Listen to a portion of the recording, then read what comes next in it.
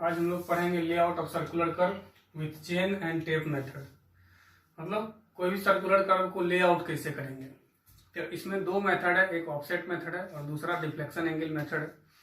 तो यहाँ सबसे पहले हम लोग ऑफसेट मेथड को समझते हैं, फिर हम लोग डिफ्लेक्शन एंगल मेथड को पढ़ेंगे। तो सबसे पहले ऑफसेट क्या होता है। तो हम लोग चेन सर्वे में पढ़े थे कि ऑफसेट क्या होता है कि जब कोई सर्वे लाइन है, मान लेते हैं ये सर्वे लाइन ए बी है और ये पॉइंट है, इसका डिस्टेंस लेना है इस सर्वे लाइन से, यानी यहां से क्या करना है, परपेंडिकुलर डिस्टेंस लेना है। तो इसी परपेंडिकुलर डिस्टेंस को हम लोग बोलते हैं ऑफसेट, यानी परपेंडिकुलर ऑफसेट। और दूसरा होता है ऑब्लिक ऑफसेट। तो ऑब्लिक ऑफसेट लेने के लिए ये हमको पहले से पता होना चाहिए कि कहां से हमको ऑब्लिक ऑफसेट लेना है। मतलब मान लेते हैं कि ए ऑब्लिक ऑफसेट लेना है, मतलब यहां से लेके इस पॉइंट, मतलब ये सी पॉइंट का दूरी, इसी को बोलते हैं हम लोग ऑब्लिक ऑफसेट। और ये परपेंडिकुलर दूरी को हम लोग बोलते हैं परपेंडिकुलर ऑफसेट। तो यही ऑफसेट है। और आज हम ऑफसेट मेथड से क्या करेंगे, सर्कुलर कर्व को सेट करेंगे, लगाएंगे। तो सबसे पहले मेरा हेडिंग है offset method from long chord. कहां से ऑफसेट डालना है हमको, लॉन्ग कॉर्ड से। लॉन्ग कॉर्ड से हम लोग को क्या करना है, ऑफसेट लगाना है। यानी लॉन्ग कॉर्ड मेरा ये है, यहां से हम लोग को क्या करना है, ऑफसेट सेट करना है। यहां से ये पॉइंट का दूरी, ये पॉइंट का दूरी, ये पॉइंट का दूरी, ये पॉइंट का दूरी, इसी को हम लोग बोलते हैं ऑफसेट। और इसी को हम लोग को क्या करना है, जानना है, निकालना है। और निकालने के लिए यहाँ पे हम लोग सीखेंगे ऑफसेट मेथड की मदद से। तो सबसे पहले ये मेथड सुटेबल होता है स्मॉल रेडियस वाले कर्व के लिए, इसलिए इसमें लिख दिए this method is suitable for curve of small radius. मतलब जिस भी कर्व का रेडियस स्मॉल होगा, छोटा होगा, उसी के लिए ये मेथड सुटेबल है। अदरवाइज हम लोग दूसरा मेथड है डिफ्लेक्शन एंगल मेथड, वो यूज करते हैं। तो इसमें हम लोग को करना क्या है, निकालना क्या है, सबसे पहले ये जानना जरूरी है। हम लोग को निकालना है ये दूरी। अगर ये वैल्यू पता हो तब, अगर ऑफसेट हमको पता हो, मतलब एक्स का अगर ये वैल्यू पता हो तो वाई क्या होगा, ये निकालना है। मतलब अगर यहां से ऑफसेट ये लिए, ये मान लिए x1 ऑफसेट लिए, तो ये y1 दूरी क्या है, ये निकालना है। यहां से हम ऑफसेट x2 लिए, तो ये y2 दूरी क्या है, ये निकालना है। यही मेथड को हम लोग बोलते हैं offset angle method, sorry offset method from long chord. ये हम लोग को क्या करना है, निकालना है। तो सबसे पहले ये हम लोग समझे कि निकालना क्या है हम लोग को ऑफसेट मेथड में। तो सबसे पहले हम लोग जाते हैं फ्रॉम ट्रायंगल T1DO। फिगर में देखते हैं कहां पे T1DO है। T1 ये टेंजेंट पॉइंट है, इसको पॉइंट ऑफ कमेंसमेंट बोलते हैं, इसको हम लोग पॉइंट ऑफ टेंजेंसी बोलते हैं, पढ़े थे पिछले लेक्चर में।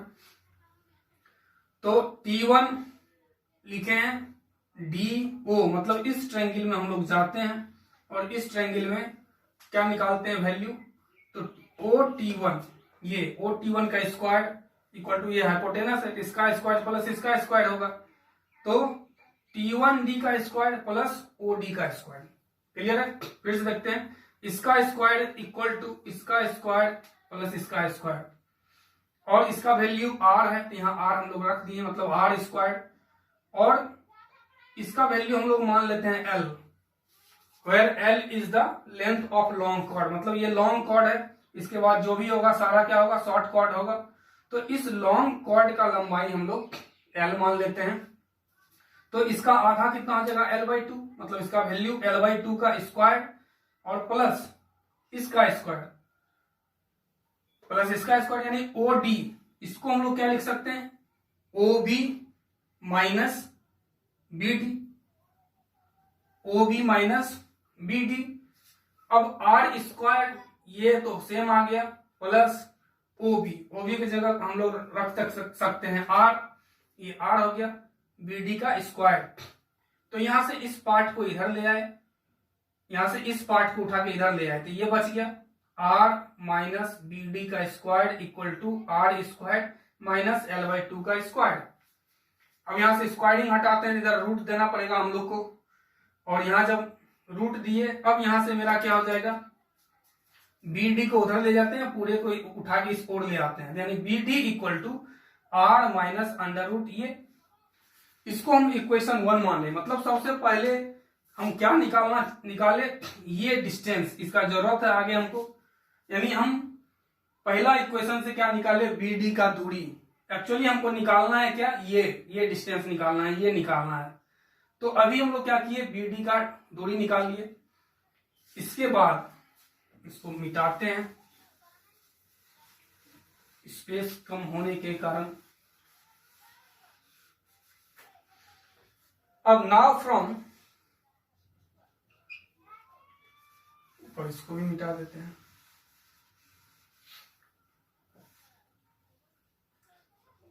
Now EN equal to LD equal to LO minus OD। देखते हैं यहां पे क्या लिखे हम लोग। EN इक्वल टू ये होगा, दोनों पैरेलल है, और ये इक्वल टू क्या होगा, LO माइनस OD। मतलब पूरा में ये दूरी माइनस कर देंगे तो मेरा ये बच जाएगा। Clear.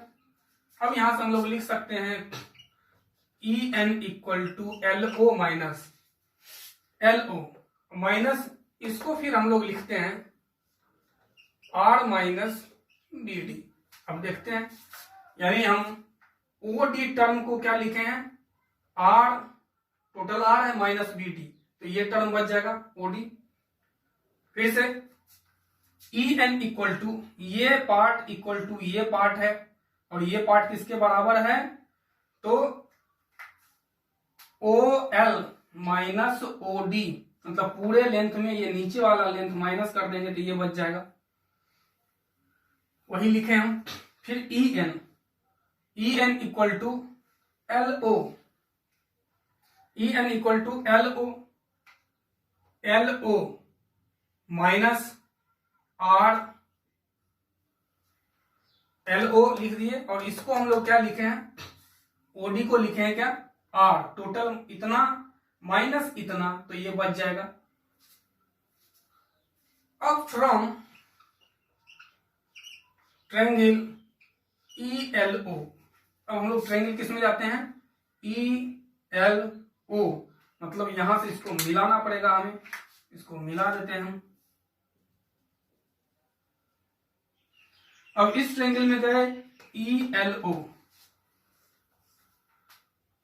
LO equal to under root OE का स्क्वायर माइनस EL का स्क्वायर।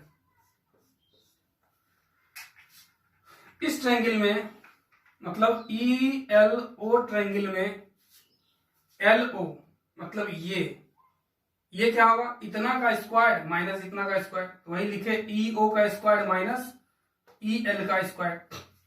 अब यहां से हम लोग लिख सकते हैं, इसका वैल्यू R स्क्वायर होता है, क्योंकि ये R है, रेडियस है, R स्क्वायर, और इसको हम लोग मान चुके हैं X, जो कि मेरा ऑफसेट है, X स्क्वायर।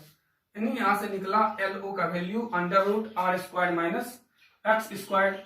इसका वैल्यू इक्वेशन 2 में हम लोग सबमिट करेंगे, मतलब इसको इक्वेशन 2 मान लेते हैं। इसका वैल्यू यहां सबमिट करेंगे तो लिखेंगे substituting this value in equation 2। मतलब इसका मान हम लोग को इस इक्वेशन में क्या करना है, पुट कर देना है, तो पुट कर देते हैं।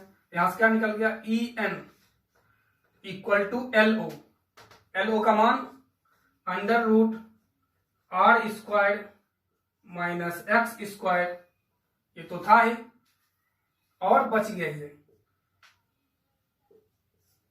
R माइनस BD हो गया।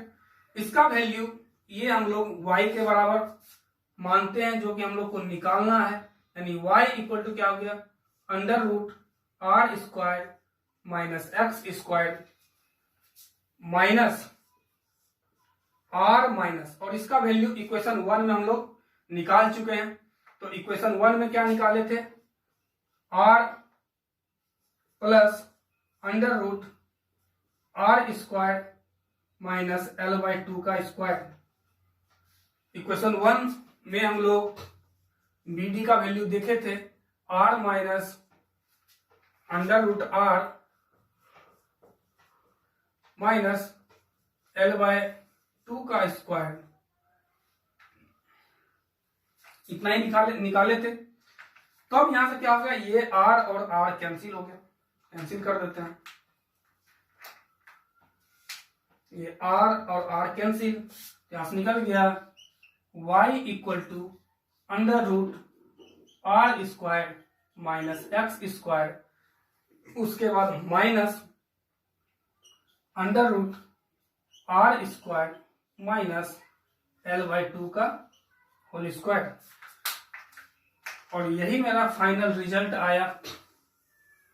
यानी ऑफसेट मेथड से अगर हम लोग को ऑफसेट पता हो हर एक ऑफसेट के लिए, मतलब इस ऑफसेट के लिए y का वैल्यू निकाल सकते हैं, इस ऑफसेट के लिए ये y का वैल्यू निकाल सकते हैं, इस ऑफसेट के लिए ये y का वैल्यू निकाल सकते हैं। मतलब ऑफसेट मतलब अगर ये दूरी पता हो तो ये हम लोग क्या कर सकते हैं, हाइट निकाल सकते हैं। और ये निकल जाएगा तो हम क्या करेंगे, इसको सारे लाइन को मिलाते हुए हम लोग एक कर्व बना लेंगे। इसी को बोलते हैं कर्व फ्रॉम ऑफसेट मेथड। मतलब setting out A curve from offset method. ये ऑफसेट मेथड था। अगले लेक्चर में हम लोग डिफ्लेक्शन एंगल मेथड को देखेंगे।